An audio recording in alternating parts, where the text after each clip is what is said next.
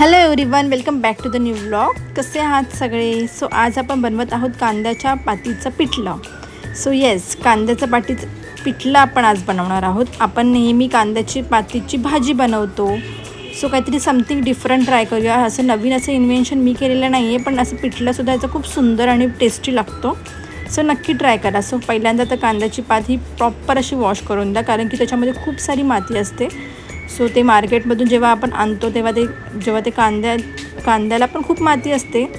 आणि ते प्रॉपर असं दोन्ही पण वॉश करून घ्यायचे आणि अशा प्रकारे त्याचे बारीक कटिंग करून घ्यायचं. 2-3 वेळा तरी पाण्यातून वॉश करून घेतल्यानंतर तुम्ही त्याची अशी प्रॉपर अशी चाकूच्या सहाय्याने किंवा विळीच्या सहाय्याने, मला तर विळीच कन्व्हिनियंट पडते. सो मी अशी प्रॉपर अशी बारीक करून घेतली. आणि तुम्हाला जसं बारीक करायचं आहे, जाडसर करायचं तशा हिशोबाने करू शकतात, कारण की शेवटी ते शिजणारच आहे. तुम्ही जाडसर केलं तरी चालेल, नो प्रॉब्लेम. सो मी अशा प्रकारे बारीकसर पातळ अशी त्याची किसून घेतलं. आणि आता आपण ह्याच्यासाठी आपल्याला खूप साऱ्या सामग्रीची आवश्यकता नाही आहे. थोडेसेच सामग्री घेऊन आपण जशी नॉर्मल भाजी बनवतो तशीच आहे, पण समथिंग डिफरंट आहे.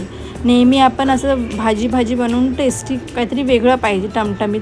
सो त्यासाठी कांद्याच्या पातीचं पिठलं बनवतो आहे. सो खूप टेस्टी लागतं. त्याच्यानंतर हा जो कांदा आहे तोसुद्धा यूज करायचा, फेकून नाही द्यायचा. तो पण चांगला वॉश करून घ्यायचा, कारण की त्यालासुद्धा खूप जास्त माती लागलेली असते. सो तो खूप वेळा पाण्यातून 5-6 वेळा तरी पाण्यातून प्रॉपर असं वॉश करून घ्यायचं. त्याच्यामधलं ते काही वरचं जे काय आहे ते काढून घ्यायचं. आणि तो आपण जसं कांदा कापतो त्याच्या हिशोबाने आपण कापायचा, तुम्हाला जसं कापायचं आहे. आणि तोसुद्धा भाजीमध्ये ॲड करायचा. खूप टेस्टी लागतो. काही जण तो यूज नाही करत, फेकून देतात, पण मी तर तुम्हाला सजेस्ट करेल की ते सुद्धा यूज करा. तो चांगला असतो आपल्या हेल्थसाठी. व्हाईट कांदा टाईपच असतो तो. सो मी अशा प्रकारे त्याचं बारीक असं कटिंग केला. जसं तुम्हाला कटिंग करायचं आहे त्याच्या हिशोबाने बारीक करा, जाडसर करा. आणि त्याच्यानंतर हा कांदा आणि त्याची साल वगैरे प्रॉपरली अशी काढून घ्या आणि तो असं यूज करा. सो अशा प्रकारे कांद्याची पात आणि कांदा प्रॉपर असा वॉश करून घेतला आणि तो कटिंग करून घेतला. चला तर आता आपण भाजी बनवायला तयार करूया. सो भाजीसाठी हा बघा, मी कांदा प्रॉपरली असं वॉश केला आहे आणि तो कटिंग केल्यामुळे तो असं चांगला टवटवीत दिसत आहे. आणि आपली सामग्री आहे कांदा, टोमॅटो, लसणाच्या पाकळ्या आणि बेसन. मेन म्हणजे बेसन हा मेन इन्ग्रेडियंट्स आहे. त्याच्यानंतर लसूण हा प्रॉपरली असा ठेचून घ्यायचा, बारीक करून घ्यायचा. तुम्हाला तसं ठेचून घ्यायचं, कारण की लसूणसुद्धा खूप टेस्टी असतो. सो आपण नॉर्मल फोडणी कसं मारतो त्याच्या हिशोबाने आपल्याला त्याच्यासाठी फोडणी मारून घ्यायची आहे. तर एवढीच इन्ग्रेडियंट्सची आपल्याला गरज आहे. काही जण त्याच्यामध्ये अजूनसुद्धा डाळसुद्धा टाकतात, मुगाची डाळ, पण ती मी नाही टाकली, बिकॉज मी त्याचं पिठलं बनवत आहे. जर तुम्ही नॉर्मल भाजी बनवणार असाल तर त्याच्यामध्ये मुगाची डाळ ही तुम्ही 1 तास भिजवत ठेवा आणि त्याच्यामुळे ते अजून टेस्टी लागतं. सो एका पॅनमध्ये 2 चमचे तेल ॲड करा, जसं तुम्हाला जितकं तेल ॲड करायचं आहे त्याच्या हिशोबाने. आणि त्याच्यानंतर तुम्ही कढीपत्ता ॲड करा. कढीपत्तासुद्धा ऑप्शनल आहे, पण टेस्टी लागतो. कढीपत्ता टाकून नक्की ट्राय करा.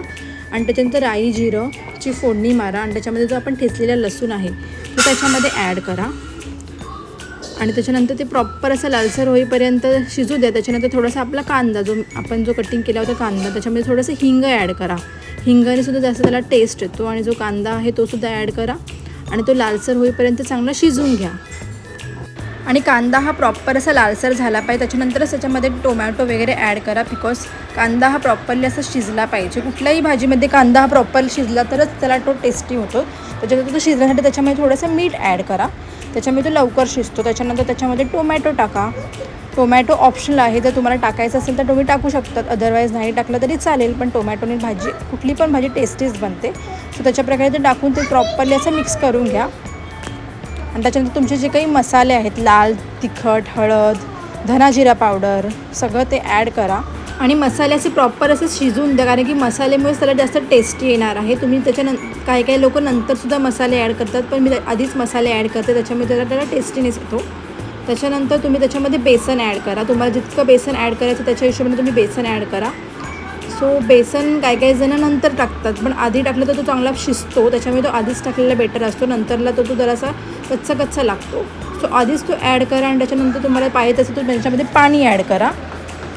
सो पहिला तो बेसन प्रॉपर असा शिजू द्या थोडं 5-10 मिनटं. त्याच्यानंतर तुम्हाला जितकं पाणी ॲड करायचं आहे त्याच्या हिशोबाने तुम्ही त्याच्यामध्ये पाणी ॲड करा. आणि पाणी हे थोडंच ॲड करा, जास्त लगेच टाकलं तर ते गोळे येतील. सो त्याच्यामुळे हळूहळू त्याच्यामध्ये पाणी ॲड करून ते प्रॉपरली असं हलवत राहावा. त्याच्यामुळे त्याच्यातले जे काही गोळे आहेत ते येणार नाही. तर आधीच तुम्ही पाणी ॲड करा तर त्याच्यामध्ये गोळे निर्माण होतील आणि ते चिकट होऊन जाईल. त्याच्यानंतर जी आपली भाजी आहे कांद्याची पाती त्याच्यामध्ये ॲड करायची आणि प्रॉपर अशी ती ढवळून घ्यायची. थोडा टाईम ती झाकून ठेवलं की लगेच ते शिजते. आपल्याला असं वाटतं की बापरे किती सारी दिसते, पण लगेच ते त्याच्यामध्ये शिजून जाते आणि आपल्याला त्याच्यामध्ये काहीच दिसत नाही. सो अशा प्रकारे मी थोडा टाईम झाकून ठेवली. प्रॉपर अशी मिक्स करून झाल्यानंतर त्याच्यामध्ये तुम्हाला जर वाटलं तर त्याच्यामध्ये पाणी ॲड करू शकतात किंवा ती अशीच वाफेवरतीसुद्धा शिजते. आणि झाकून ठेवल्यानंतर जसं ती ओपन केली त्यात अशा प्रकारे झाली, म्हणजे ती ऑलरेडी शिजली होती. मी त्याच्यामध्ये पाणी वगैरे काहीच ॲड केलं नाही आणि खूप टेस्टी लागते. आणि वरती तुम्हाला कोथिंबीरची गार्निशिंग करायची असेल तर तीसुद्धा करू शकतात. सो अशा प्रकारे तुम्हाला कांद्याच्या पातीचं पिठलं नक्की ट्राय करा. खूप टेस्टी लागतं आणि भाकरीसोबत तर खूप छान लागतं. सो तुम्हाला माझा व्हिडिओ आवडला तर लाईक शेअर सबस्क्राईब करायला मात्र विसरू नका. Bye, thank you.